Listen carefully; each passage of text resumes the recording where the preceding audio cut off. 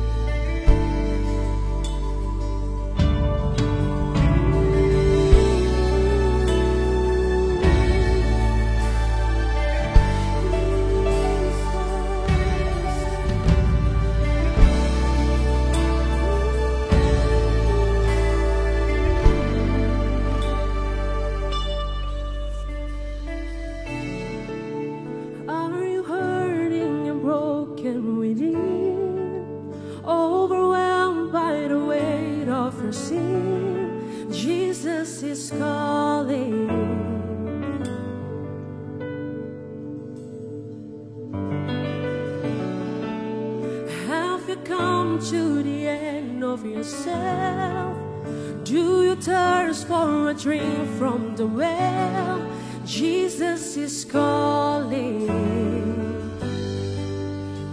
Mari sama-sama katakan. Oh, come to the altar. The Father's arms are open wide. Forgiveness was bought with the precious blood of Jesus Christ.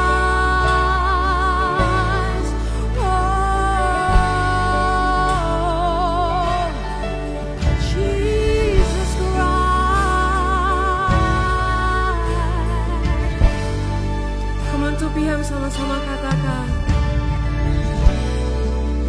Leave behind your regrets and mistakes.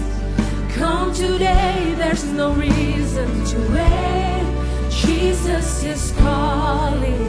Yes, He's calling you right now. Bring your sorrows. Bring your sorrows and trade them for joy. From the ashes a new life is born. Jesus is calling. Mari bebaskan rohmu, katakan, oh come to the altar. The Father's arms are open wide. Forgiveness was bought with the precious blood of Jesus Christ. Oh, come to the altar. The Father's arms are open wide. Forgiveness was bought with the precious blood of Jesus Christ.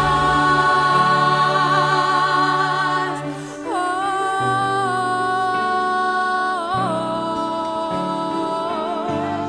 Jesus.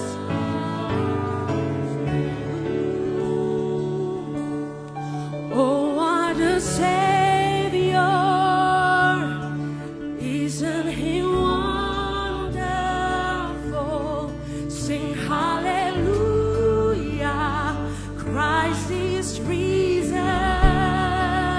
Come on, anak muda, katakan. Bow down before Him, for He is Lord of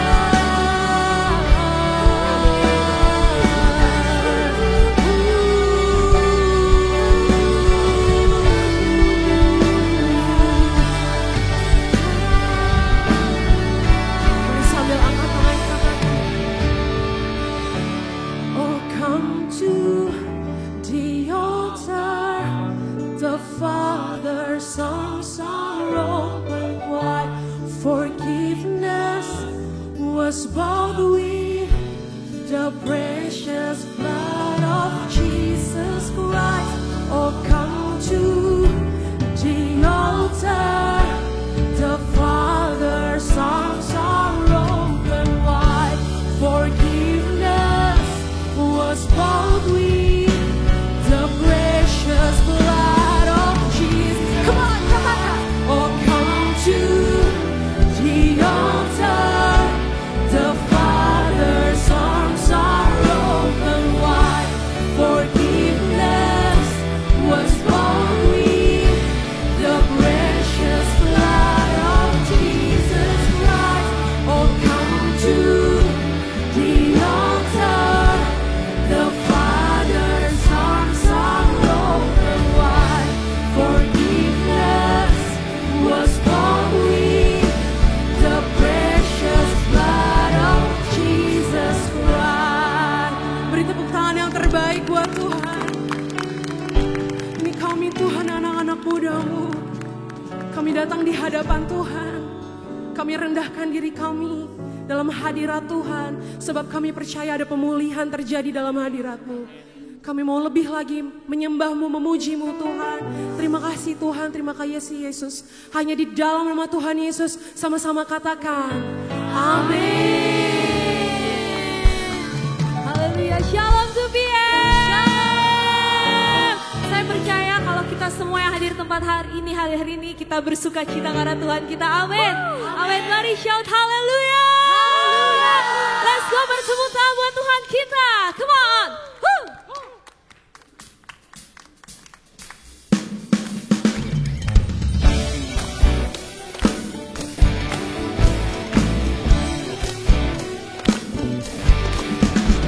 Sebab kita semua siap untuk menerima sukacita dari surga. Amin. Amin. Come on. Terima sukacita surga, itulah kekuatan bagi jiwa. Ku dapat rasakan kasih-Nya di tengah badai yang bergelora. Terima sukacita surga, itulah kekuatan bagi jiwa. Ku dapat saksikan kuasa-Nya, taklukkan badai yang bergelora. Haleluya, Kau ada dalam hatiku, takkan patah semangatku, takkan hilang kekuatanku. Haleluya, ku mau bersorak bagimu, sukacita surga nyata penuhiku. Sorangan umat-umat Tuhan bisa lebih dahsyat lagi buat Tuhan Yesus. Amin. Amin. Mau lebih lagi memuji Tuhan. Amin. Mari Tubian nyatakan, terima sukacita surga, itulah kekuatan bagi jiwa. Ku dapat rasakan kasih-Nya di tengah badai yang bergelora. Terima sukacita, sukacita surga, itulah kekuatan bagi setiap jiwa kita. Amin. Ku dapat saksikan kuasa-Nya, taklukkan badai yang bergelora. Tubian angkat tanganmu. Haleluya,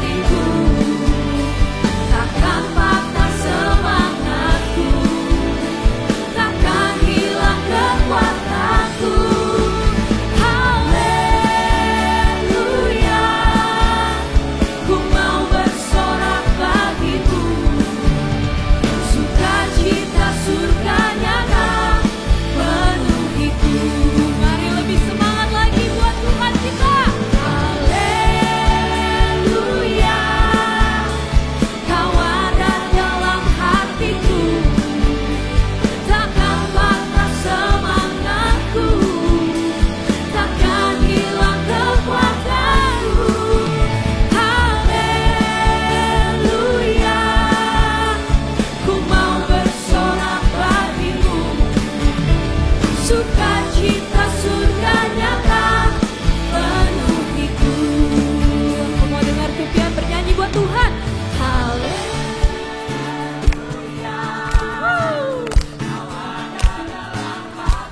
Takkan paksa semangat kami Tuhan.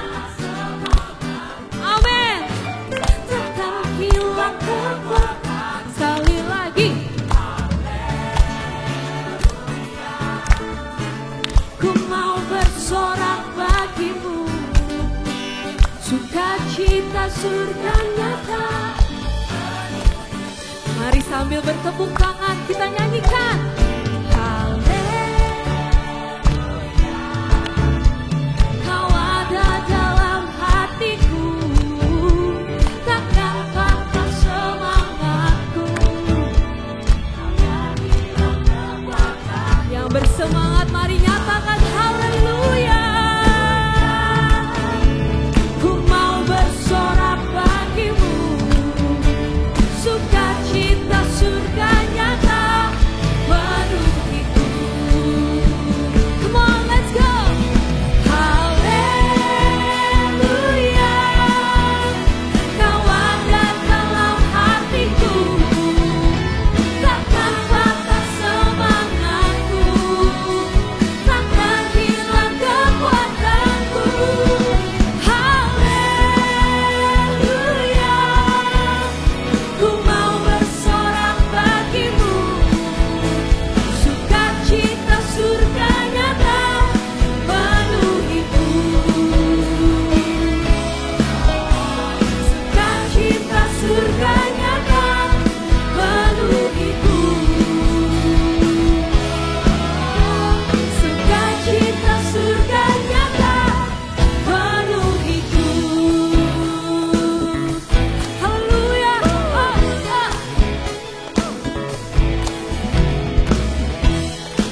Kami percaya Tuhan Yesus, saat kami memuji Tuhan, kami akan mendapatkan kekuatan baru bagi jiwa kami. Berikan tepuk tangan buat Tuhan Yesus. Haleluya. Tupian masih siap memuji Tuhan, amin. Amin. Yang siap suarakan. Siap lompat buat Tuhan kita, amin. Come on, sing this song together.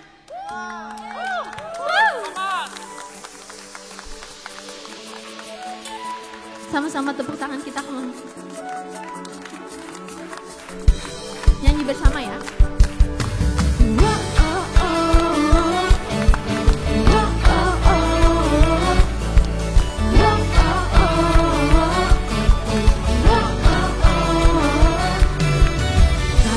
Aku saksikan perbuatanmu dalam hidupku. Aku buktikan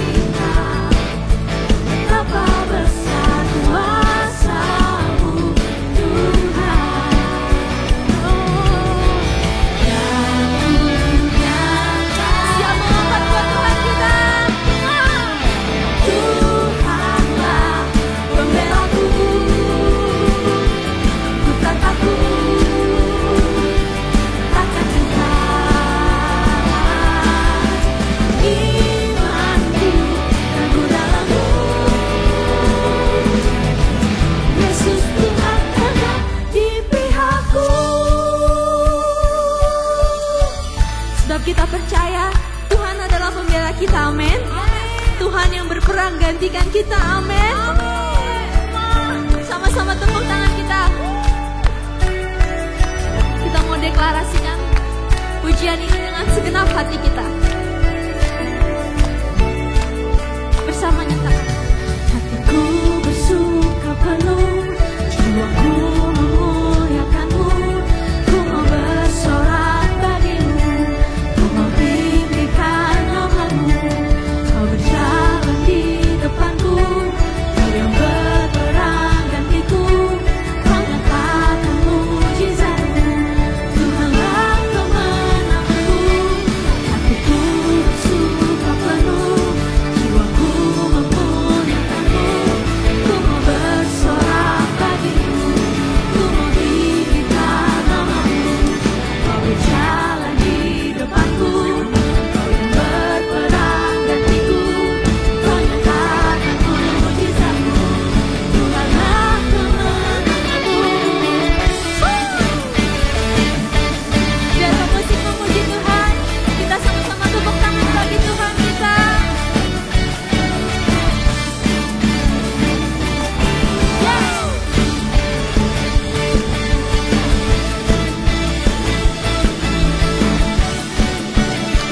Siap lebih lagi, come on. Sama-sama kita nyatakan, Tuhanlah pembelaku. Ayo lebih kencang suaranya. Ku tak takut akan gentar, imanku teguh dalam-Mu. Yesus Tuhan ada di pihakku, pembelaku. Ku tak takut akan gentar, imanku teguh dalam-Mu. Yesus Tuhan ada di pihakku. Sing it out. Ku mau bersorak bagimu, ku mau tinggikan namamu. Kau berjalan di depanku, kau yang berperang gantiku, kau nyatakan mujizatmu, Tuhanlah kemenanganku. Let's give a big shout for Jesus. Shalom 2PM. Wah, kayaknya masih kurang nih. Shalom 2PM. Sebelum duduk kasih tos ke kiri kanannya dan bilang, lu keren banget hari ini. Wes. Ya sampai belakang-belakangnya juga ya tuh, belakang-belakangnya semua ditos-tosin ya. Oke, boleh duduk semuanya. Ya senang banget hari ini kita bisa beribadah kembali jam 2 siang ya. Biasanya di mana jam 2 hari Minggu lagi ya, di mana jam-jam kita mau nge-mall, mau tidur siang, mau ngebakmi ya, tapi kita semua berkumpul hari ini di GBI PRJ. Puji Tuhan. Ya sebelum aku masuk ke pengumuman, aku mau welcome teman-teman yang baru pertama kali hadir. Ya aku udah dapat list namanya. Nanti yang namanya disebut boleh maju ke depan ya. Enggak usah. Ya aku ada dapat namanya, ada Revaldi. Hari ini datang kedua kali ke 2PM, duduk di tengah, pakai baju warna hijau ukuran XL. Wah detail banget nih. Ada Revaldi namanya. Ya welcome ya bro. Ya udah 2 kali datang hari ini. Ada juga Hani, ada juga Herman dan Friska. Welcome home. Ya. Kalau misalkan belum ada tempat untuk beribadah, feel free to come here and join us di 2PM. Ya. Lalu kita mau masuk ke offering persembahan. Ya teman-teman. Bisa di-scan QR di depan kursi teman-teman, atau bisa di-scan di depan layar sini. Ya, mari kita tundukkan kepala untuk memberi persembahan. Tuhan, terima kasih ya Tuhan, pada hari ini kami bisa berkumpul hari ini di gereja ya Tuhan, di 2PM. Sekarang kami memberikan persembahan ya Tuhan yang sudah kami kerjakan, yang sudah kami usahakan ya Tuhan. Biarlah persembahan kami ini bisa menjadi berkat bagi banyak orang di luar sana dan bisa dikelola sebaik-baiknya ya Tuhan. Terima kasih ya Tuhan, terpujilah namamu. Haleluya, amin. Silakan memberi teman-teman. Selagi memberi teman-teman, kita gak pernah bosan-bosannya, 2PM gak pernah bosan-bosannya untuk mengajak teman-teman untuk bergabung di dalam Cool. Ya, Community of Love. Ya, kita ada banyak banget Cool, dari dewasa muda sampai ke dewasa muda yang sudah menikah, kita open ya untuk berbagai kategori. Nah teman-teman, Cool itu kenapa sih tiap minggu kayaknya di umumin terus, gue udah tahu. Ya, teman, aku mau kasih tahu, cool itu bukan cuman sekedar kegiatan berkomunitas 2 minggu sekali. 2 minggu sekali datang cool, 2 minggu sekali datang cool. Tapi bagi aku pribadi, cool itu lebih dari itu ya. Cool itu udah seperti keluarga sendiri, di mana aku bisa curahkan isi hati aku ke teman-teman di cool. Aku bisa ketemu di mereka di gereja, aku bisa duduk bareng, aku bisa ketawa-ketawa, aku bisa cerita. Dan yang terpenting teman-teman, dalam perjalanan hidup ini, rasanya agak berat ya kalau kita jalan sendirian. Rasanya agak sulit gitu kalau kita jalan sendirian. Tapi dengan adanya cool, kita bisa gandengan tangan bareng untuk bisa jalani hidup bersama-sama. Dan yang terpenting kita bisa sama-sama menyenangkan hati Tuhan bareng. Ya teman-teman bisa dilihat jadwal-jadwalnya, ada hari Rabu, Kamis, Jumat, ada yang online, ada yang onsite, ya teman-teman bisa pilih. Oke, terus habis school apa lagi teman-teman? Ya, 2PM juga nggak pernah bosan untuk mengajak teman-teman ikut dalam volunteer. Ya, volunteers banyak banget divisinya, Sunday Service, Praise and Worship, Creative Team, Nursery Team. Cuma mungkin ada yang mikir kayak, aduh gue mau daftar volunteer cuman gue gak tahu nih talenta gue apa, gue gak tahu bakat gue apa. Percaya teman-teman sama, saya juga begitu. Tapi ada mentor saya pernah kasih tahu, Tuhan itu bukan cari yang bisa, tapi Tuhan itu cari yang mau. Ya teman-teman, jadi mau dulu, nanti bisanya belakangan. Karena di sini kita gak bakal tinggalin, pasti ada yang ngajarin, pasti ada yang arahin teman-teman. Ya jadi jangan sungkan-sungkan, langsung scan juga untuk bisa dan jadi volunteers di 2PM. Ya, lalu teman-teman kita juga ada sosmed untuk 2PM. Ya, kita ada Instagram, kita ada TikTok. Ya, teman-teman bisa follow, teman-teman bisa lihat ya akun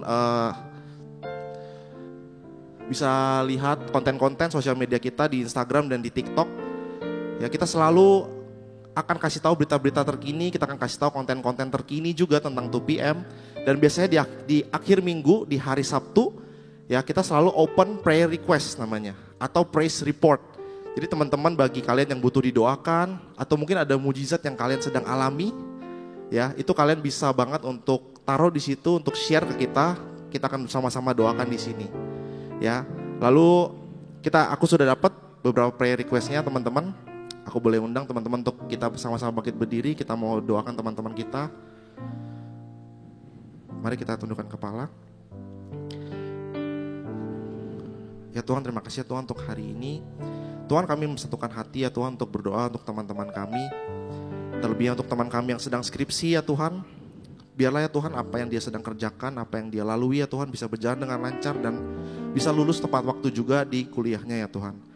Dan juga Tuhan teman kami yang sedang mengalami kesulitan dalam ekonomi, dalam studinya ya Tuhan. Tuhan berikan kelancaran ya Tuhan untuk studi dan ekonominya.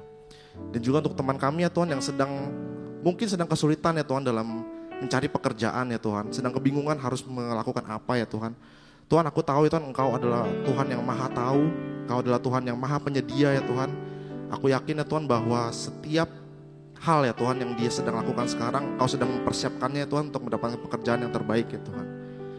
Dan juga ya Tuhan, kami juga mau berdoa untuk teman kami ya Tuhan yang kakaknya sedang mengalami operasi ya Tuhan. Tuhan, biarlah ya Tuhan segala sakit penyakit ya Tuhan Engkau halau ya Tuhan dari hidupnya. Karena aku tahu ya Tuhan Engkau adalah Tuhan yang maha penyembuh juga ya Tuhan. Biarlah semua operasi diberikan kelancaran ya Tuhan. Diberikan penyembuhan, pemulihan 100% ya Tuhan. Supaya kakaknya bisa pulih kembali ya Tuhan. Terima kasih ya Tuhan, kami mau beribadah kembali. Hanya dalam nama-Mu kami sudah berdoa. Amin. Sebab tidak ada yang lain selain Engkau dalam hidup kami Tuhan Yesus. Sekalipun tubuh kami, daging kami, jiwa kami habis lenyap, hanya Tuhan yang menjadi gunung batu dan kekuatan kami Tuhan. Sebab kami begitu mengasihi Engkau Tuhan Yesus.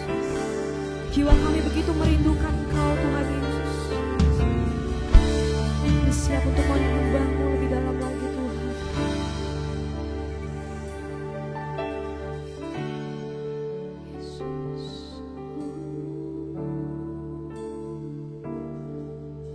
Selain Kau tiada yang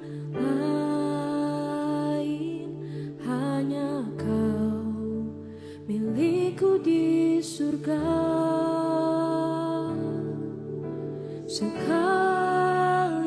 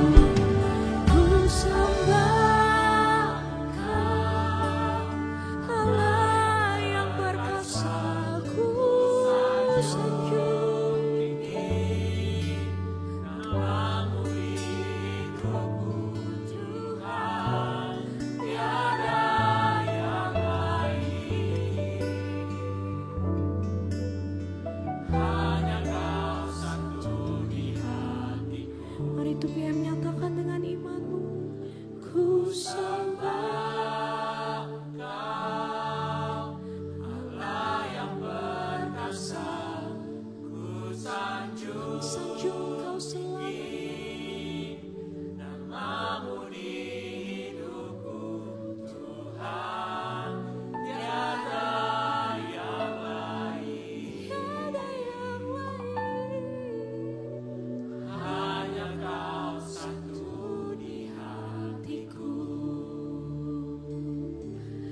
Ku sembah Engkau, Allah yang berkuasa. Kami sanjung selamanya nama-Mu di hidupku, Tuhan.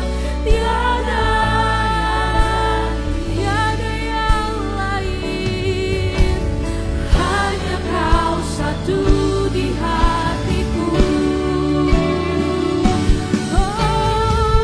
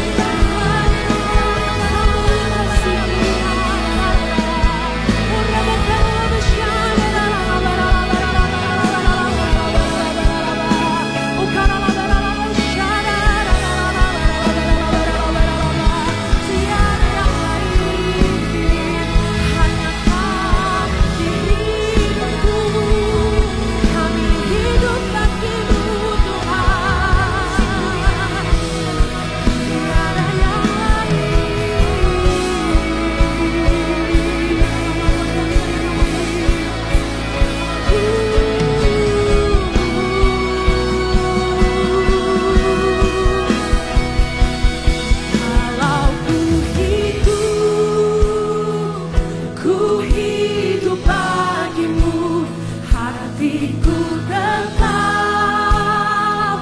tetap menyembahmu. Dunia tak bisa menjauhkanku dari kasih-Mu. Selama hidup kami Tuhan, selama ku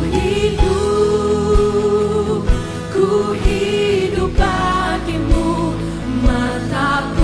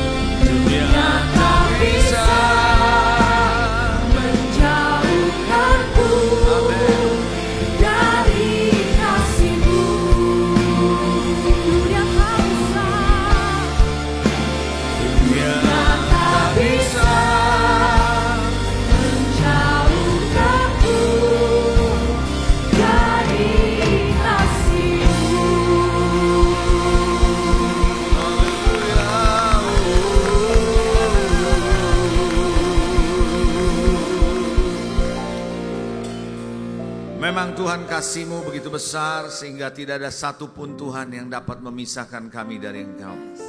Bahkan dunia sekalipun. Tuhan, hari ini kami berdoa siang hari ini, biarlah Tuhan, setiap perkataan yang keluar dari mulut hamba-Mu adalah perkataan yang diurapi dan inspirasi dari Roh Kudus. Setiap kami yang mendengar, setiap kebenaran firman ini bisa dimengerti persis seperti yang Kau inginkan. Tertabur, tertanam di dalam hati yang subur.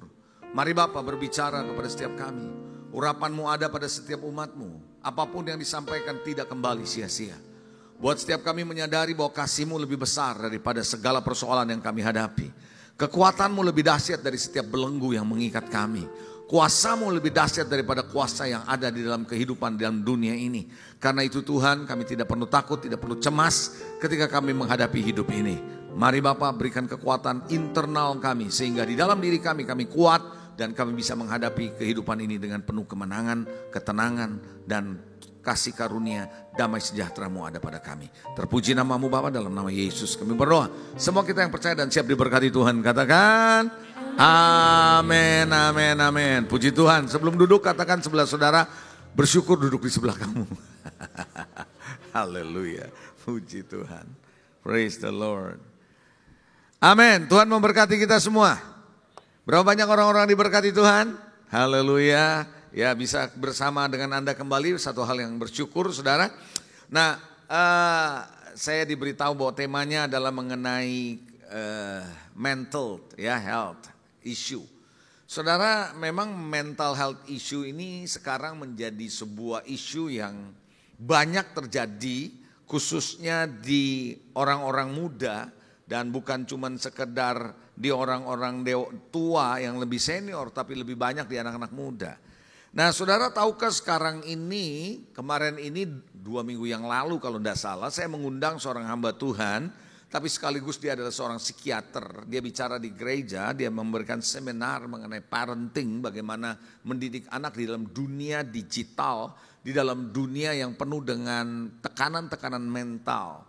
Nah salah satu yang dia katakan adalah begini saudara, yang menarik sekarang fenomenanya anak-anak muda, anak-anak yang ya SMP, SMA gitu, itu gampang sekali cutting their body, memotong tangannya gitu ya, melukai tangannya sendiri, dan ini makin banyak, sekarang ini makin banyak. Kenapa? Karena mereka ngalamin tekanan yang seharusnya mereka tidak alami melalui sosial media, belum lagi di rumah tangganya ada masalah dan sebagainya. Nah tekanan ini membuat mereka rasa sakit di hati mereka, kecewa dan sebagainya. Itu ditumpahkan untuk bisa dirasa dengan badan yang disakiti, saudara. Jadi bukannya orang lain menyakiti dia menyakiti badannya sendiri dengan cutting, memotong dengan tujuan supaya rasa perih itu bisa dirasa seperti itu. Sampai kayak gitu loh saudara.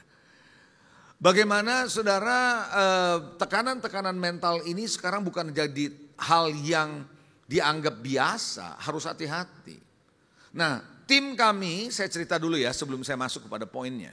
Tim kami di anak-anak muda tahun lalu atau tahun ini lah, antara dua lah, tahun lalu akhir atau tahun ini, ada tim kami berangkat ke daerah di Kalimantan, masuk ke daerah-daerah, dan mereka masuk ke sekolah-sekolah. Pelayanan di anak-anak muda untuk sekolah-sekolah SMP, SMA. Dan saudara, ternyata ini sekolah-sekolah yang dimasuki saudara, enggak semuanya sekolah Kristen. Jadi ada sekolah yang beragama lain saudara. Tapi diberi kesempatan untuk bicara karena tidak bicara soal Alkitab. Tapi lebih banyak bicara soal mental health issue yang seperti ini. Dan mereka pulang, mereka cerita kepada saya sebagai gembala sidang. Dia berkata, pastor gila loh sekarang ini, kata dia. Anak-anak muda bukan cuma di kota besar yang mengalami stres, isunya sampai ke daerah. Lalu mereka mulai cerita sama saya, betapa ternyata yang namanya banyak anak-anak muda SMP, SMA yang ngalamin stres berkelebihan oleh karena ngalamin bullying paling banyak. Mereka ngalamin bullying yang paling banyak sehingga mereka merasa diri mereka under stress.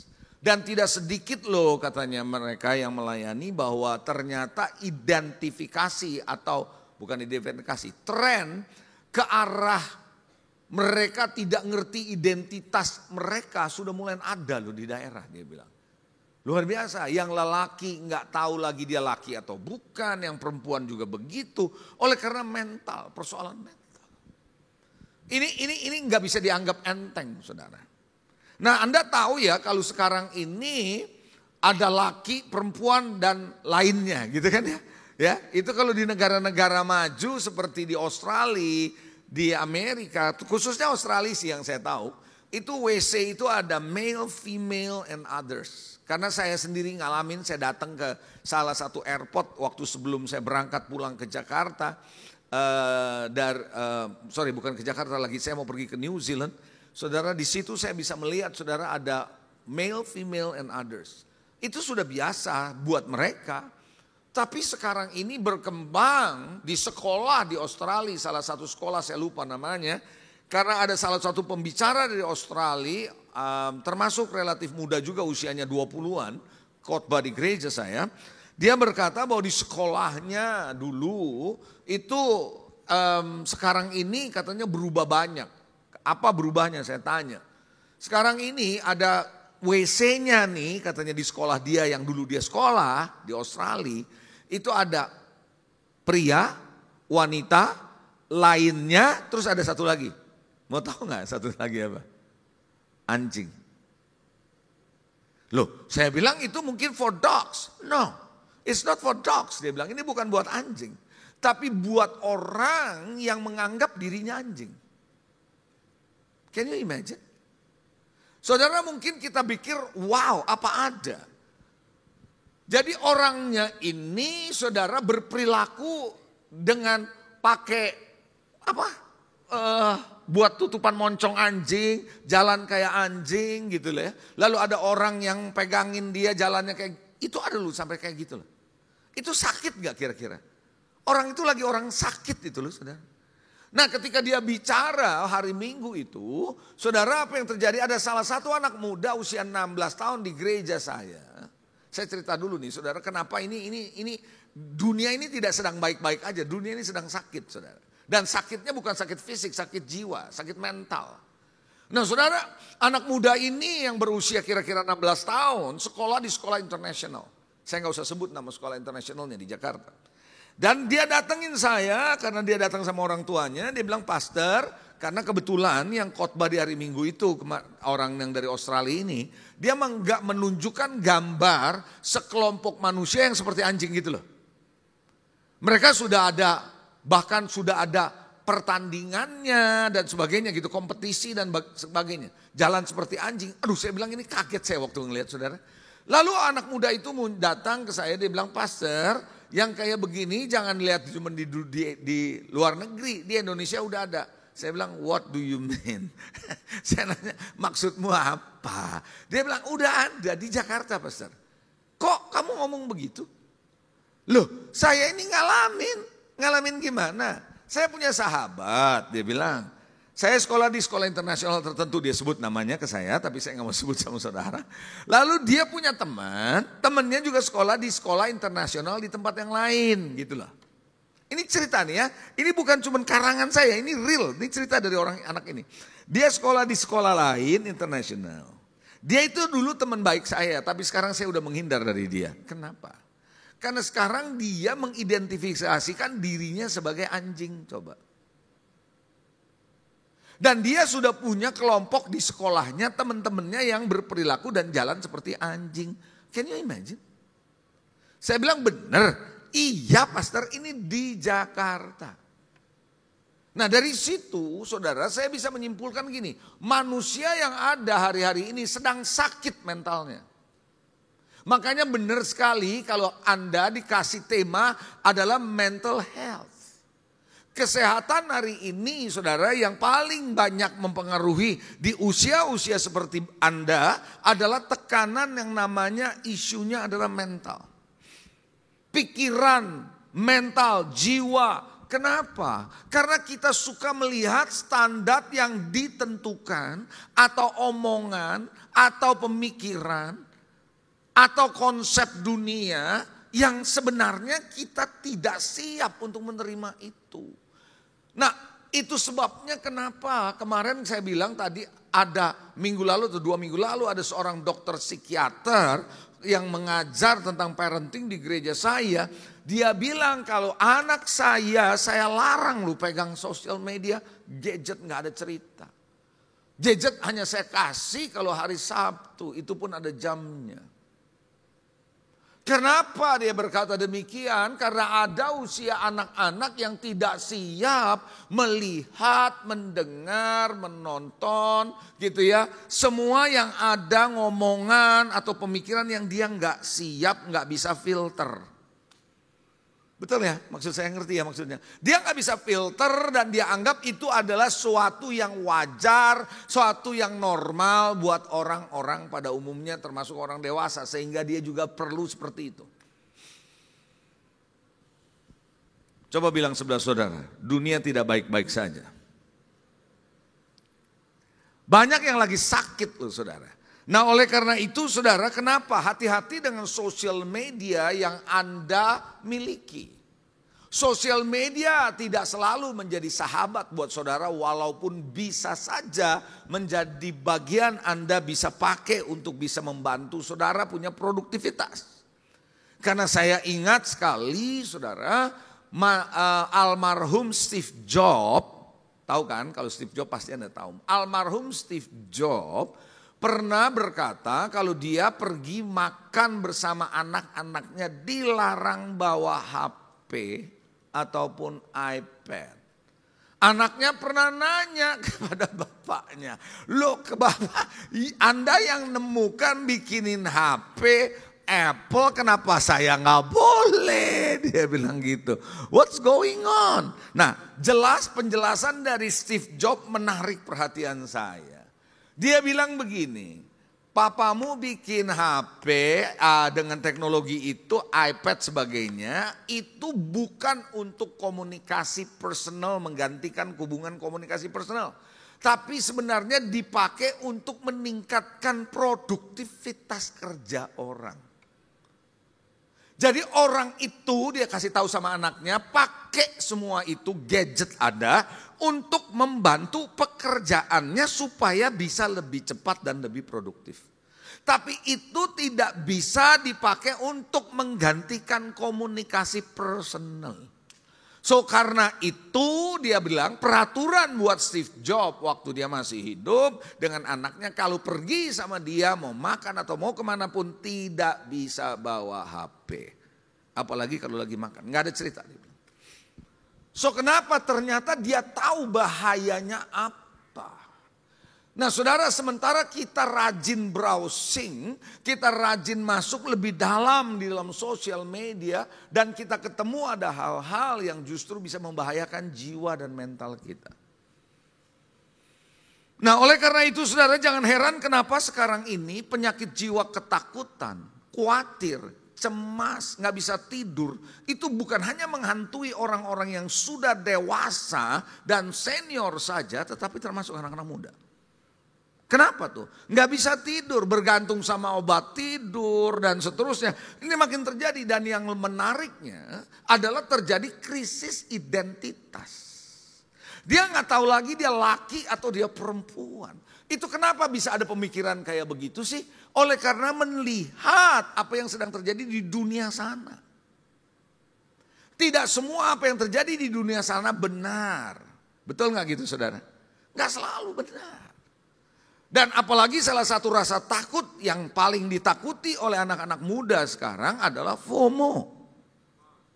FOMO. Jadi saudara, kita nggak mau nanti ketinggalan dari teman kita. Lalu kita mau ini bisa ini, bisa ini. Yang nggak seharusnya Anda juga perlu tahu dan perlu ada dan perlu ikut.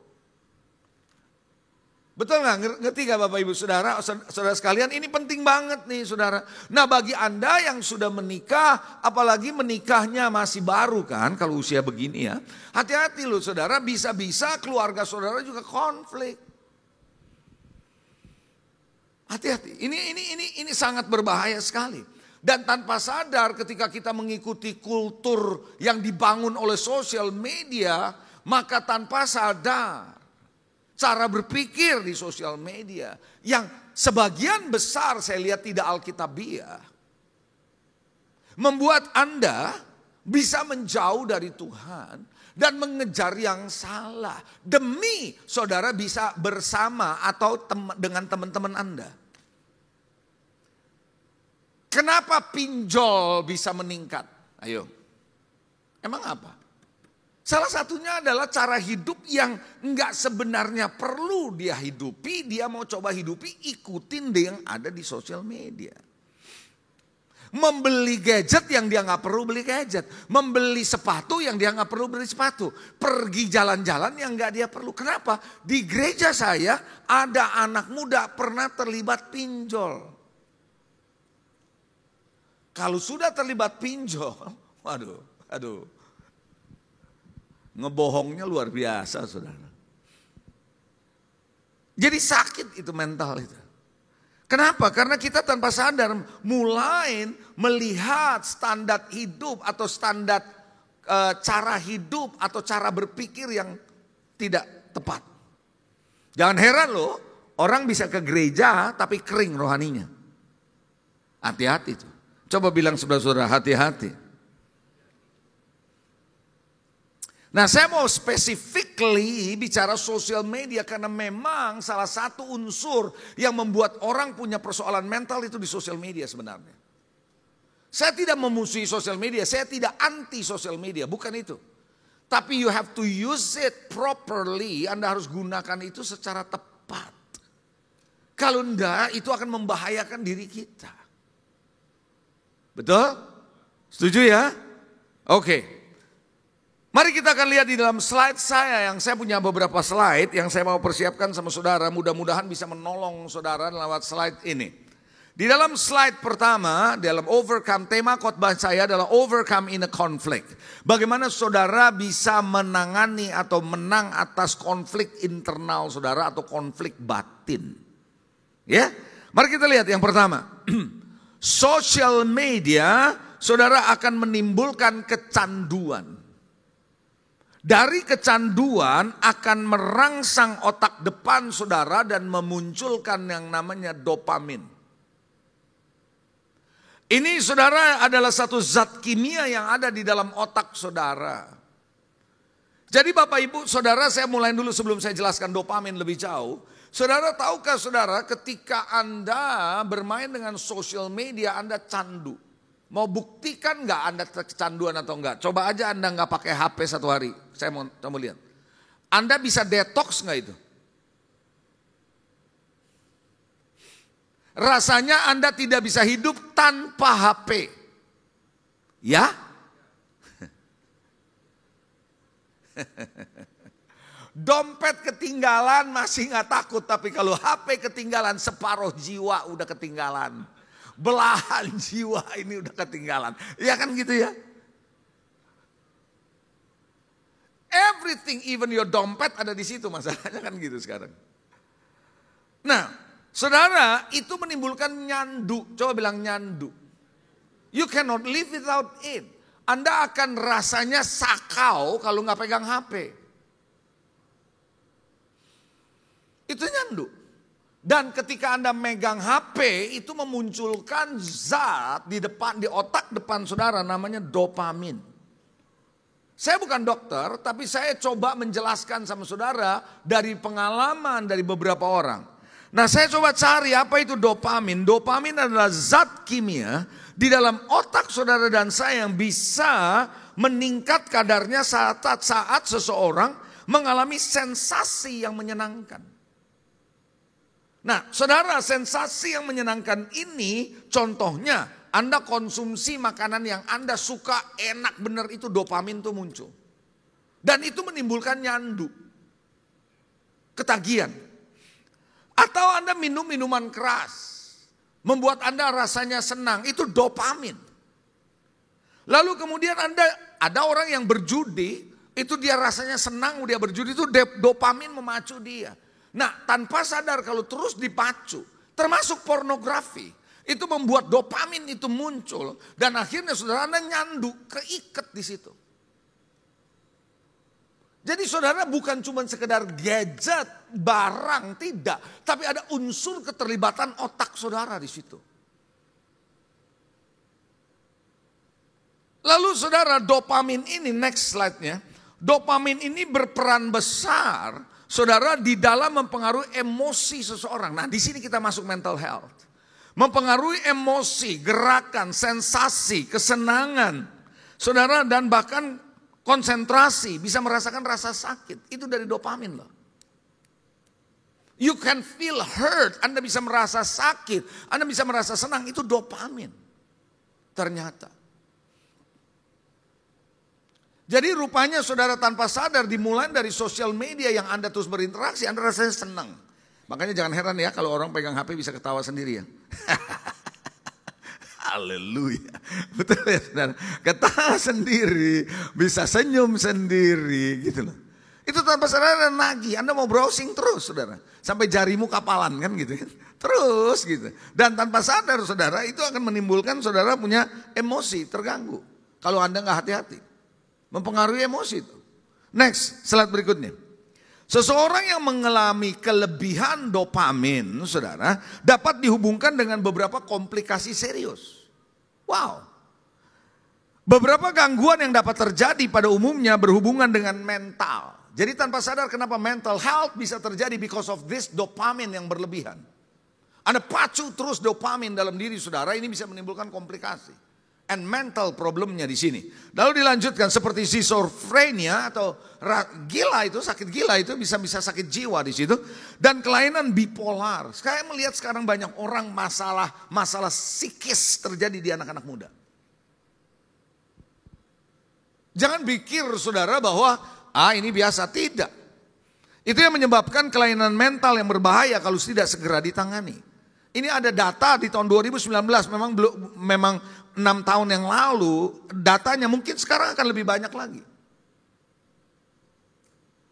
Be careful, hati-hati. Saudara jangan pernah anggap enteng bahwa ini sesuatu yang di dalam gak kelihatan. The battle is inside you, within. Peperangan itu ada di dalam, di batin saudara.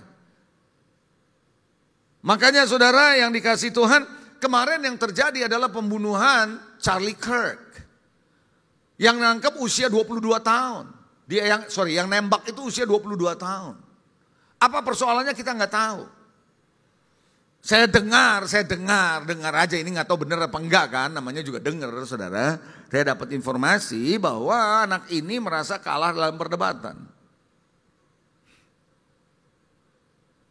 Nah, hal yang seperti ini saudara, apalagi di Amerika bebas dengan senjata, di anak sheriff dan sheriffnya banyak senjata gitu kan ya. Sehingga anak ini dengan gampang bisa menembak orang seenaknya.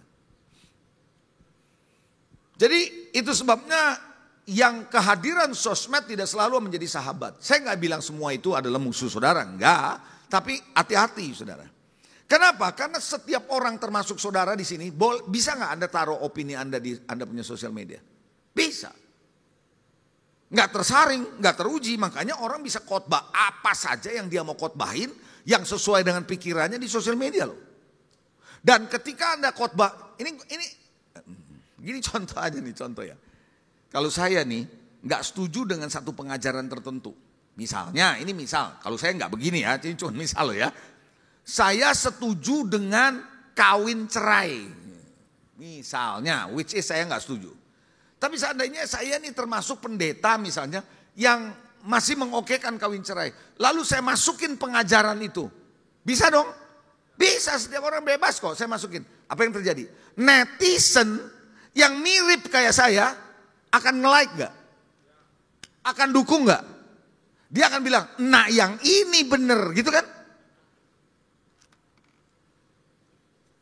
Maka apa yang terjadi? Saya sedang membangkitkan emosi pengertian yang salah dengan saya punya postingan.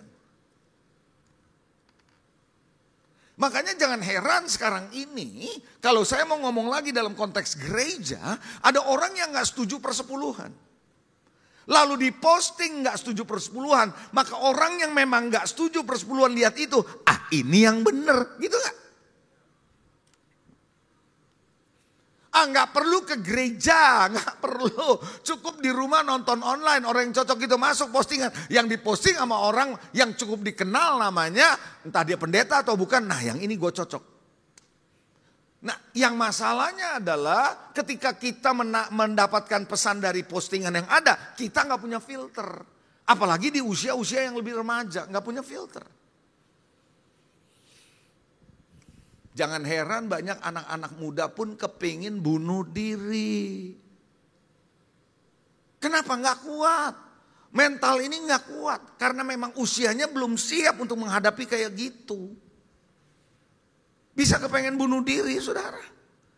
Memang dunia digital banyak bisa menolong kita. Tapi juga membuat hidup ini jadi ilusi. We try to live but not in reality. Kita tidak hidup dalam realitas. Tapi kita hidup dalam sebuah ilusi yang dibangun lewat sosial media. Saya sekali lagi perlu menasihatkan saudara, menekankan bahwa saya tidak anti sosial media. Tidak. Saya sendiri juga punya Instagram. Tapi saudara, kita perlu tahu bahwa yang kita masukkan itu apa. Dan kita mesti dengar apa.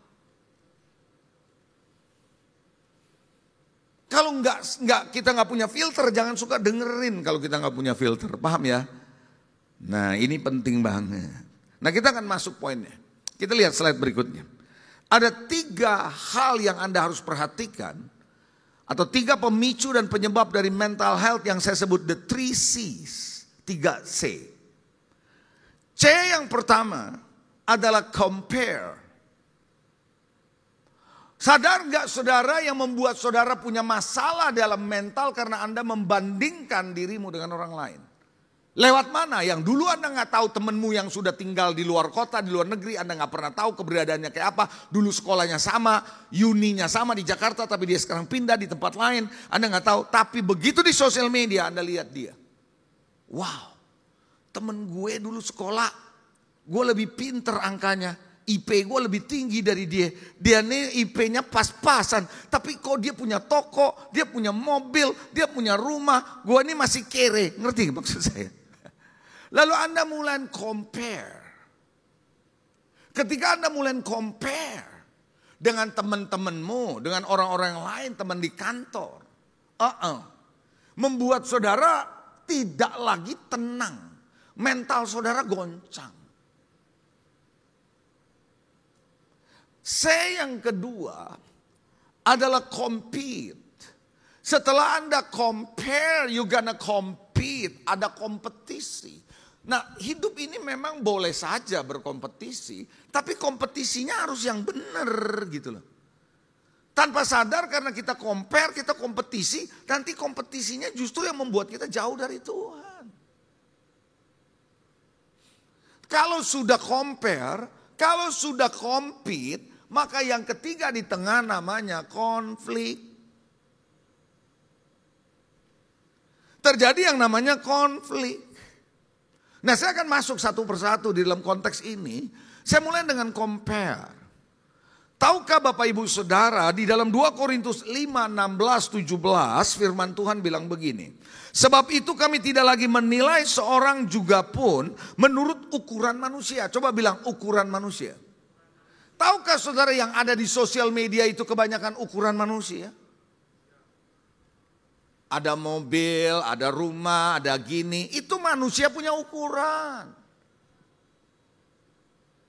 Sehingga tanpa sadar kita kepengen menyamakan standar yang dibangun oleh dunia. Saya suka mengajar kepada anak-anak saya. Karena anak-anak saya juga melayani Tuhan di gereja saya. Sukses di mata Tuhan tidak sama dengan sukses di mata dunia. Sukses di mata dunia ukurannya materi. Pencapaian dan sebagainya. Walaupun bukan berarti kita gak perlu ada materi, gak perlu pencapaian. Bukan itu. Ukuran Tuhan berhasil adalah kesetiaan. Salah satunya. Halo?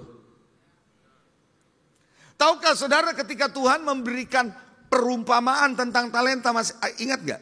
Ada orang dikasih 1 talenta, 2 talenta, 5 talenta. Yang 2 talenta dikerjakan jadi berapa? 4. Yang 5 dikerjakan jadi berapa?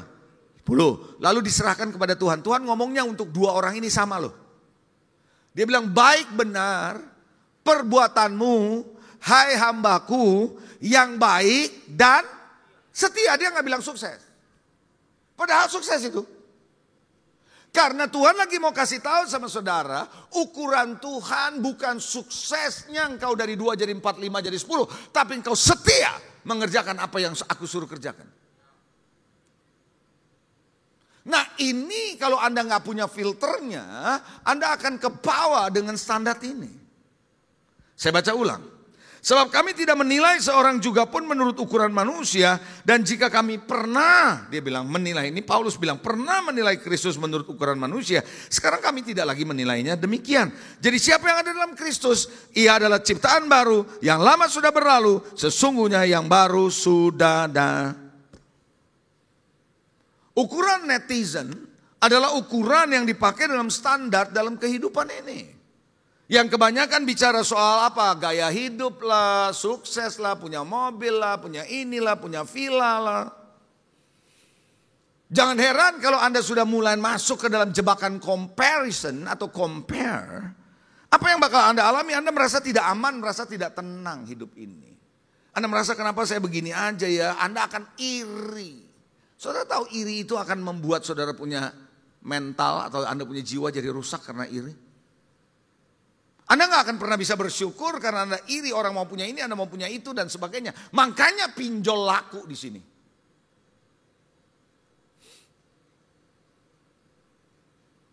Jadi kenapa bisa begitu? Karena tanpa sadar kita mulai compare. Jangan heran saudara bisa marah, bisa kecewa dengan dirimu sendiri. Kecewa sama orang tua, kenapa gak diajarin, kenapa orang tua saya begini. Akhirnya Anda menyalahkan orang lain. Udah gak sehat begitu. Sampai sini Anda ikutin saya enggak? Coba yang ngerti, coba lambaikan tangan. Yang jelas sama saya. Oke. Nah saudara, sehingga akhirnya kalau Anda nggak hati-hati nih, kalau Anda compare, Anda merasa Anda tidak layak, Anda tidak ngapain gue hidup begini, gue bodoh, bunuh diri tuh. Padahal dia punya hidup masa depannya masih besar, masih banyak, masih panjang. Kalau dia tidak mengikuti comparison ini, dia tidak ada konflik di sini, dia akan bisa berhasil mungkin dalam hidupnya. Ada orang yang bisa bimbing dia. Tapi kalau enggak dia bunuh diri. Makanya kenapa ada mahasiswa yang lompat kan dari kampus beberapa waktu yang lalu, betul ya? Itu kenapa? Stres.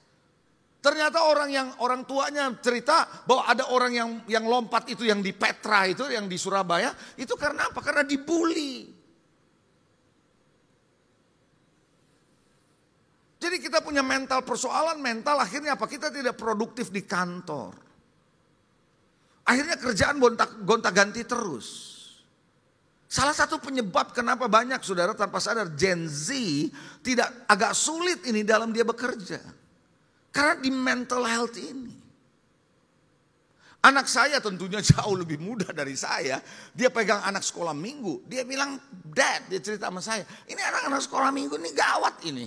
Kalau nggak dilatih, mentalnya mental yang, kalau bahasanya orang-orang yang sekarang ini adalah mental strawberry, yang gampang hancur gitu, a strawberry generation. Nah saudara, akhirnya kalau Anda merasa tidak layak, gua goblok, gua bego, gua nggak bisa, gini-gini, karena apa? Anda compare. Ayo, kalau Anda mau jujur, Anda nggak usah angkat tangan. Kalau Anda mau jujur, bukankah tanpa sadar kita suka melakukan itu? Itu sumbernya Anda punya health, mental health terganggu di situ. Coba bilang sebelah orang, nggak usah bandingin sama orang lain. Yang Anda harus bandingkan adalah dirimu dengan Tuhan. Amin. Kalau Anda makan duren, saya datang sama saudara, saya tanya, durennya enak gak? Anda bilang enak. Terus saya lagi makan mangga. Saya tanya sama saudara yang lagi makan duren, enakan mana mangga saya apa durenmu? Anda akan jawab saya apa? Selain duren Anda akan ngomong apa sama saya? Lu ya, kalau ngebandingin apple to apple dong, begitu gak? Masa lu bandingin duren sama mangga? Ayo, bener gak gitu? Lu kalau mau bandingkan kecuali lu bawa duren, lu nanya duren gua sama duren lu enakan mana. Nah itu benar, betul ya? Kenapa? Karena beda. Setuju? Emang ada orang yang sama? Saya tanya, ada orang yang sama enggak? Kalau enggak sama, terus Anda bandingkan, namanya Anda tidak apple to apple. Artinya Anda membandingkan dengan diri orang lain yang jelas beda, bro, sis. Kalau beda ya jangan dibandingkan dong. Betul nggak gitu? Coba sikut sebelah orang, lu ngerti nggak? Coba tanya.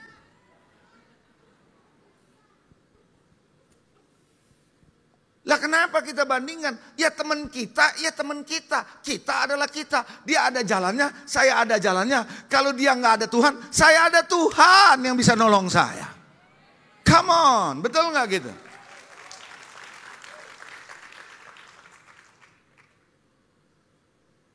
Jangan suka compare. Nah kita masuk compete. Kita lihat firman Tuhan dalam Matius 18 ayat 1 sampai dengan ayat ke-5. Murid Tuhan juga ada ternyata yang kayak begini modelnya. Pada waktu itu datanglah murid-murid kepada Yesus bertanya, siapa yang terbesar dalam kerajaan Allah? Weh, mau kompetisi pula. Masuk kerajaan surga aja kompetisi. Yesus manggil seorang anak kecil menempatkan di tengah-tengah mereka. Lalu berkata, aku berkata kepadamu sesungguhnya jika kamu tidak bertobat dan menjadi seperti anak kecil ini, kamu tidak akan masuk dalam kerajaan surga. Sedangkan barang siapa merendahkan diri dan menjadi seperti anak kecil ini, dialah yang terbesar dalam kerajaan surga. Barang siapa menyambut seorang anak seperti ini dalam namaku, ia menyambut aku. Artinya apa? Murid-murid sedang kompetisi. Adu siapa yang terbesar di kerajaan surga. Gila gak tuh?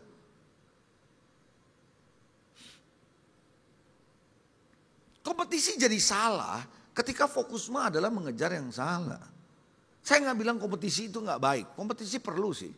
Kalau gak ada kompetisi Anda gak maju juga. Tapi kompetisinya harus yang benar. Paham saudara? Kalau Anda kompetisi hanya demi diakui dan dihargai, jangan. Pengakuanmu bukan pada orang lain, pengakuanmu ada pada Tuhan. Amin. Saudara tahukah saudara waktu Bapak berkata begini sama Yesus waktu keluar dari baptisan, Tuhan bilang begini, Bapak bilang begini, inilah anakku yang kukasihi, kepadanya aku berkenan. Oke? Sampai situ Anda ingat? Anda setuju sama saya sampai situ? Oke. Saya mau tanya. Yesus sudah pelayanan belum waktu itu? Belum. Dia baru dibaptis. Sesudah dibaptis baru ada pelayanan. Iya ya gitu ya.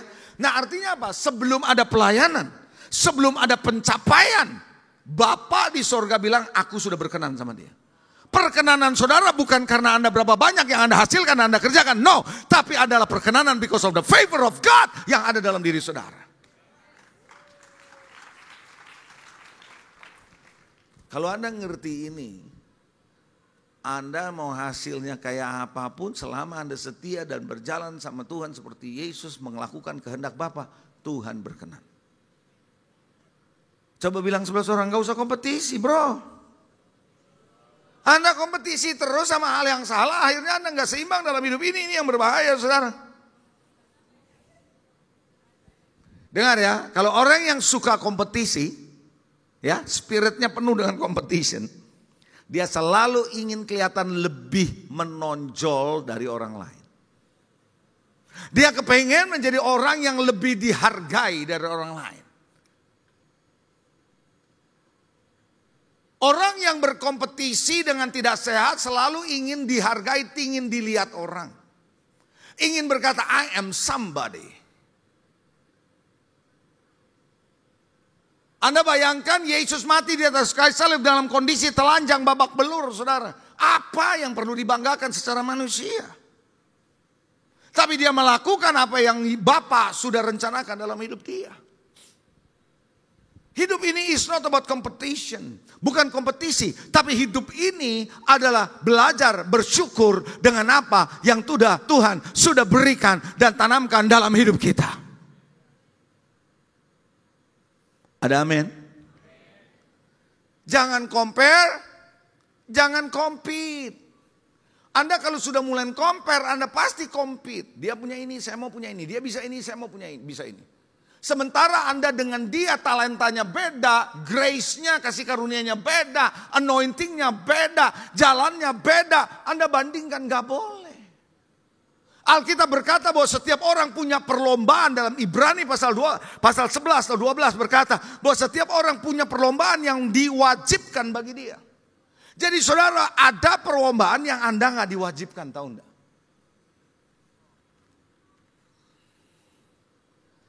Kalau ada perlombaan yang Anda tidak diwajibkan, gak usah ikut-ikutan.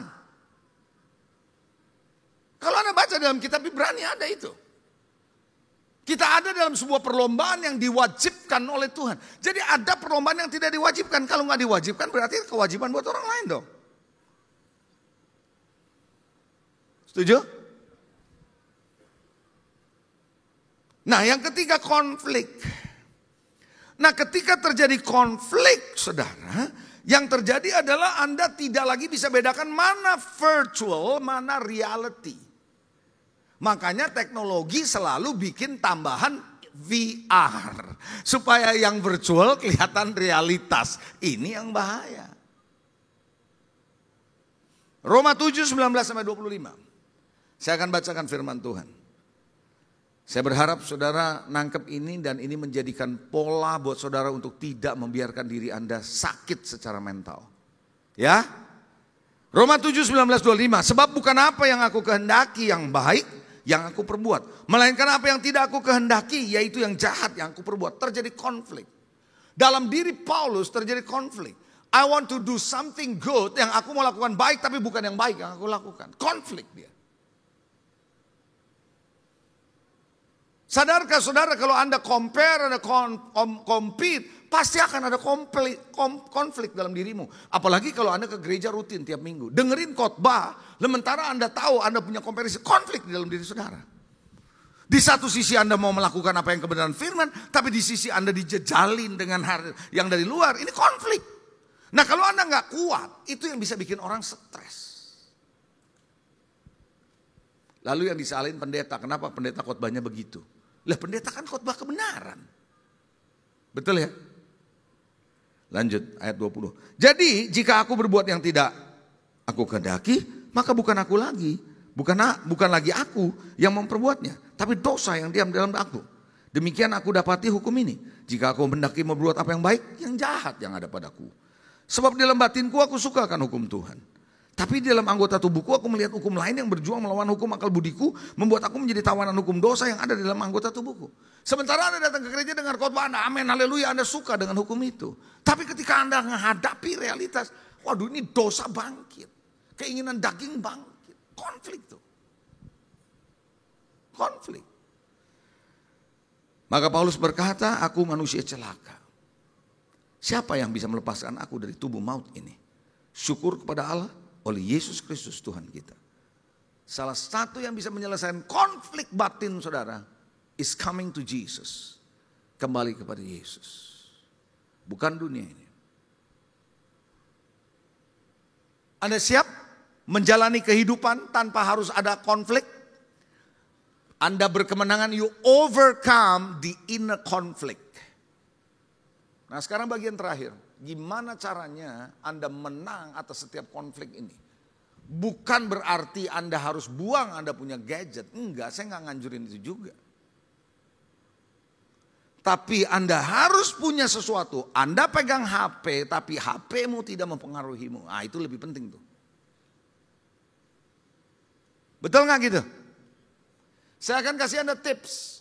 Bagaimana supaya saudara bisa berjalan berkemenangan tanpa membiarkan konflik berlarut-larut dalam hidup saudara. Bahkan tidak muncul dalam hidup saudara. Are you ready? 2 orang doang. Are you ready? Mari kita melihat saudara dalam slide saya yang pertama. Bagaimana Anda menghadapi konflik batin ini. How you overcome your inner conflict. Yang pertama belajar hidup sederhana. Obat yang paling manjur untuk zaman sekarang. Hidup sederhana.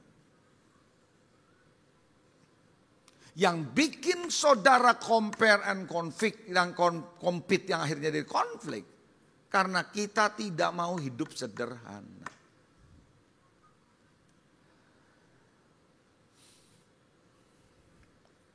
Salah satunya Paulus nulis rasa cukup itu penting. Orang kepengen ini, kepengen itu karena merasa dirinya dipacu dengan katalog lah, dipacu dengan reel saudara, dipacu dengan Instagram orang lain, dipacu dengan yang sebagian lagi mungkin main di Facebook, dan Anda dipacu dengan di macam-macam. 1 Timotius pasal yang ke-6 ayat 6 sampai 9 firman Tuhan bilang begini. Memang ibadah itu kalau disertai rasa cukup memberi keuntungan besar. Sebab jika kita tidak membawa sesuatu apapun ke dalam dunia, kita pun tidak membawa apa-apa keluar. Asal ada apa? Makanan dan pakaian cukuplah.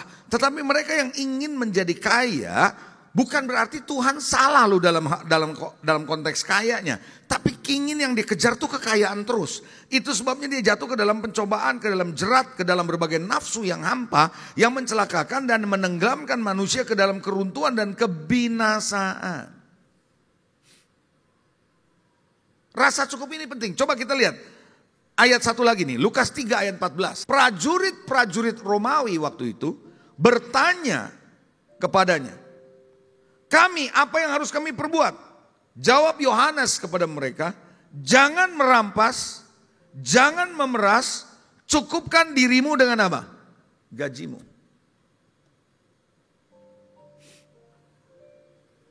Salah satu wujud kesederhanaan saudara rasa cukup. Ada orang bilang sama saya gini, Pastor, rasa cukup itu subjektif. Buat pastor cukup, buat saya nggak cukup. Buat saya cukup, buat pastor nggak cukup.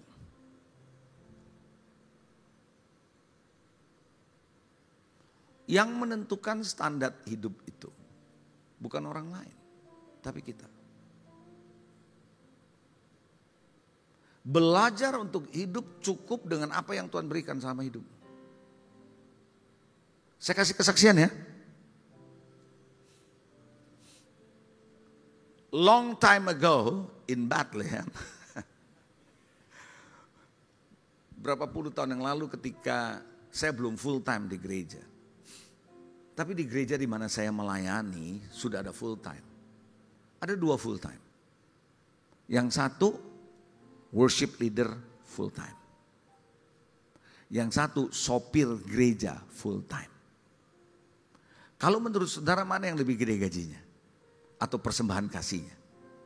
Worship leadernya atau supir gereja? Hah? Mana yang lebih gede? Logika berpikir aja, WL lah ya. Dan emang betul, gajinya jauh lebih gede karena saya tahu saya bagian terlibat di keuangan di gereja waktu itu. Gaji sopirnya terbatas. Mau tahu? 2 minggu sesudah kasih persembahan, PK, bahasanya gereja kan PK. Kalau bahasa kita sehari-hari yang kerja kan gaji nih. Udah terima gaji 2 minggu kemudian datang ke gereja kasbon. Siapa yang datang? Bukan sopir. WL. Dan itu jadi pattern. 2 minggu datang. Habis gajian bayar 2 minggu lagi pinjam lagi. Gitu terus. Dapatnya lebih gede. Tapi sopir ini kita tahu gajinya kecil. Tapi dia hebat sekali ngatur keuangan. Dalam waktu sekian tahun kemudian, sopir ini bisa beli rumah walaupun di pinggir Jakarta. Yang satu ini boro-boro rumah masih terus dengan pola yang sama. Kasbon. Berapa tahun kemudian si WL ini kena serangan jantung meninggal.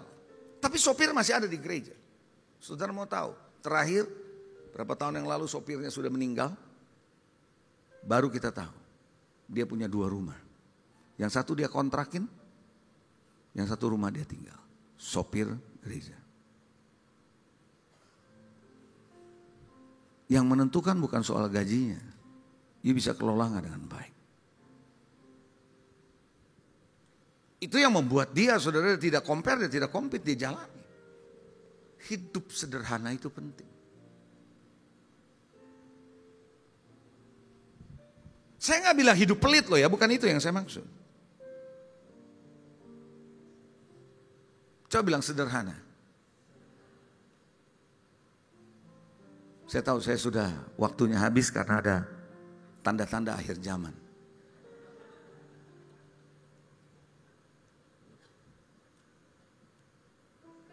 Boleh saya cerita sedikit lagi?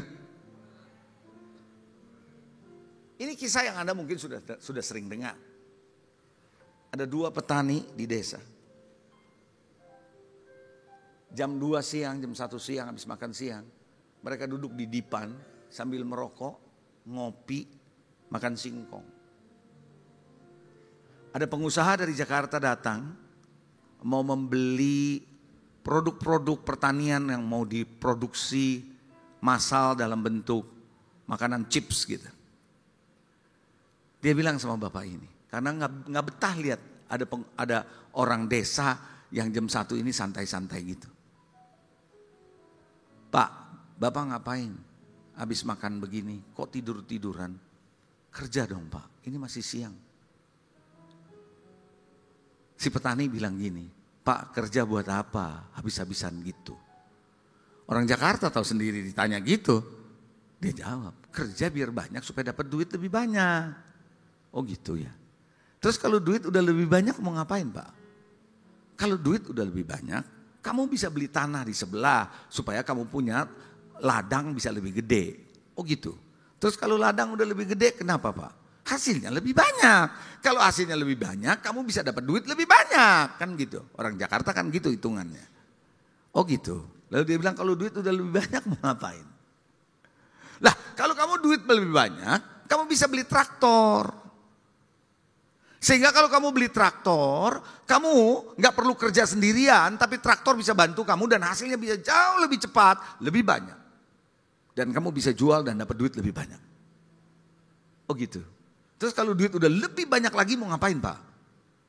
Kalau kamu dapat duit udah lebih banyak lagi, kamu bisa nikmati hidup ini dengan uangmu yang banyak. Petani itu bilang, oh gitu. Kok ribet-ribet amat? Bapak gak lihat saya lagi ngapain? Nangkep kan ini ceritanya? Memang Bapak lihat saya lagi ngapain? Saya lagi nikmati hidup kok. Moral dari story ini adalah untuk bisa menikmati hidup nggak harus punya duit banyak, tapi adalah the condition of your heart itu yang akan menentukan Anda bisa bersuka cita. Apalagi kalau Anda bersama dengan Tuhan, pasti Anda bisa suka cita. Yang kedua terakhir, Anda harus bisa katakan tidak. Enough is enough. You have to be able to say no. Yosua 24 ayat 15. Jika kamu anggap tidak baik untuk beribadah kepada Tuhan, pilih pada hari ini kepada siapa kamu akan beribadah. Allah kepadanya nenek moyangmu beribadah di seberang sungai Efrat, atau Allah orang Amori yang negerinya kamu diami ini. Tapi aku dan seluruh rumahku, kami akan beribadah kepada Tuhan. Berani gak Anda berkata tidak kepada ilah zaman ini? Atau Anda akan open your heart terus masuk ke situ? Berani gak Anda tahu ini jebakan nih. Kalau saya masuk jebakan. Berani gak Anda bilang tidak? Gak semua peluang bisnis adalah good for you. Gak semua pintu terbuka buat saudara. Ada kalanya pintu terbuka buat saudara, Anda masuk ternyata waktu Anda masuk itulah kuburanmu. Gak selalu. Gak selalu yang berkilauan itu emas. Then you have to know it. Banyak orang susah menolak. Padahal Anda tahu risikonya besar itu. Membuat saudara makin stres untuk itu. Beranikah Anda berkata tidak? No.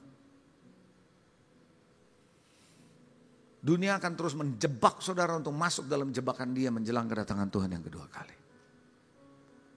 Minimal paling tidak Anda masuk dalam jebakannya sehingga mentalmu terganggu, stres. Siang ini 2 aja saya bagikan, hidup sederhana. Itu pilihan kok. Bukan berarti Anda gak bisa punya. Anda bisa punya banyak hal, tapi Anda tetap sederhana. Anyway, pada akhirnya nanti ketika Anda meninggal, Anda tidak bawa kemana-mana. So, sore hari ini atau siang hari ini saya mau ajak saudara generasi muda. Belajar hidup sederhana. Jangan ikut-ikutan dengan orang lain. Percaya Tuhan pasti menyediakan kebutuhanmu. Amin. Pergumulan saya ketika saya mulai dipanggil oleh Tuhan keluar dari dunia perbankan. Rasa takutnya adalah bagaimana dengan anak saya nanti. Anak saya masih kecil, baru cuma 1 waktu itu. Sekarang anak saya ada 3. Tapi yang ajaib, Tuhan pelihara hidup saya sampai hari ini. Dan tidak ada penyesalan. Tuhan pelihara sampai hari ini. Oleh karena Tuhan itu setia. Amin. Mari kita bangkit berdiri. Saya akan berdoa buat saudara. Sebelum saya berdoa buat saudara, saya mau informasikan, saya rasa tim saya sudah datang. Dia membawa buku saya. Tulisan saya, termasuk saudara Anda perlu baca buku inspirasi dari Injil Yohanes yang saya dapatkan selama masa COVID. Terakhir kalau tidak salah saya datang ke sini ada di volume 3, 1, 2, 3. Sekarang ada volume 4. Total nanti ada 7 volume. 1 volume 3 pasal, 1 buku 1 volume itu ayat per ayat. Anda bisa baca untuk menolong saudara dalam keseharian saudara, dibimbing oleh Tuhan. Karena itu tidak ada yang ruwet, tapi itu adalah kaitannya dengan keseharian saudara ya. Beberapa buku saya ada di depan. Nah saudara, sebelum saya akhiri, saya mau berdoa buat saudara. Ada berapa banyak di antara saudara hari ini yang sedang mengalami pergumulan. Mungkin apa yang saya sebutkan, ada yang saya khotbahkan, Anda bilang begini. Itu saya tuh. Itu saya banget. Dan Anda merasa Anda sedang mengalami kehidupan yang mengalami gejolak di batin saudara. Sehingga Anda menyesal kenapa saya lakukan ini dulu, kenapa saya gak lakukan ini. Dan penyesalan, merasa diri tidak berguna, tidak layak.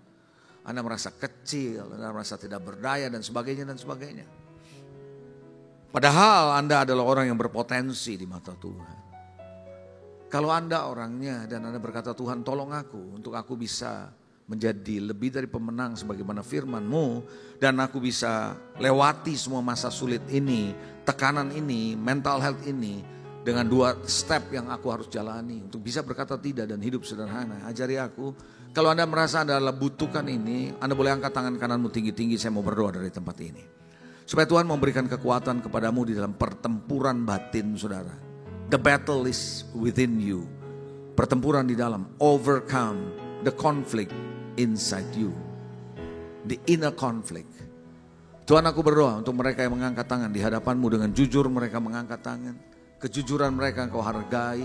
Hati mereka yang punya kerendahan hati dengan mengangkat tangan Engkau hargai. Tuhan, aku berdoa untuk mereka yang mengangkat tangan. Biarlah Tuhan Kau lawat di kursi mereka. Supaya mereka menyadari bahwa hidup ini bukan tentang comparison. Bukan tentang membandingkan. Bukan tentang kompetisi yang ujungnya membawa kepada konflik. Tetapi biarlah Tuhan kami belajar untuk hidup mensyukuri dengan apa yang Kau sudah berikan bagi kami. Mengerti bahwa Tuhan itu setia, mengerti bahwa Tuhan itu membawa kami dalam kehidupan yang semua serba berkecukupan.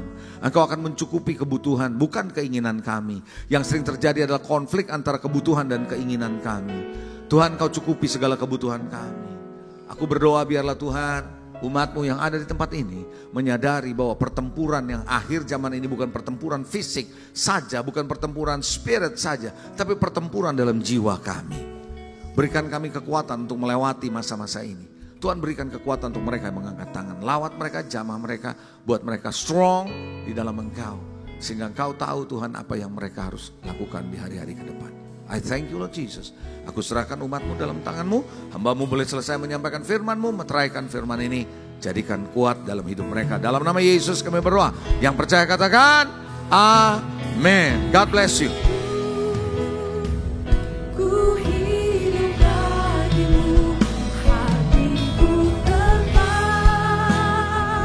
Tetap menyembah-Mu, dunia tak bisa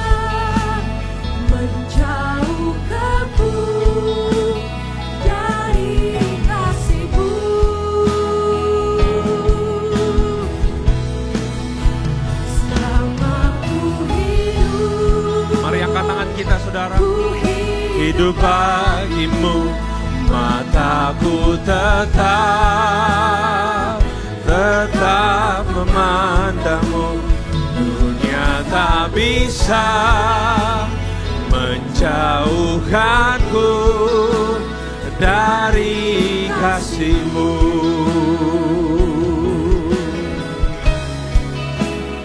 Dunia tak bisa menjauhkanku dari kasih-Mu. Sekali lagi kita katakan, dunia tak bisa menjauhkanku dari kasih. Kita berikan tepuk tangan sekali lagi buat Tuhan kita. Berapa banyak saudara diberkati oleh firman yang barusan dibagikan. Kita sama-sama berdoa sebentar ya buat Pastor Leonardo. Bapak, terima kasih Tuhan. Sungguh benar-benar kami percaya kami dapatkan pesan kata-kata daripada-Mu Tuhan. Bahwa kadang-kadang apa yang kami khawatirkan, apa yang menjadi masalah batin kami, sebenarnya itu sesuatu yang kami bisa kontrol Tuhan. Berikan kami kekuatan supaya kami bisa gak compare, gak compete. Dan kami sekarang sadar bahwa Kau menilai kami tidak dengan ukuran dunia, tapi dengan ukuran kasih karunia-Mu ya Tuhan. Berkati Pastor Leonardo, berkati istrinya Rosalyn, berkati anak-anaknya Sarah, Raymond, Josephine, berkati cucunya, berkati keluarganya. Kami berdoa biar Pastor Leonardo diberkati dalam pelayanannya, dan Kau jagai kehidupannya, keluar masuknya.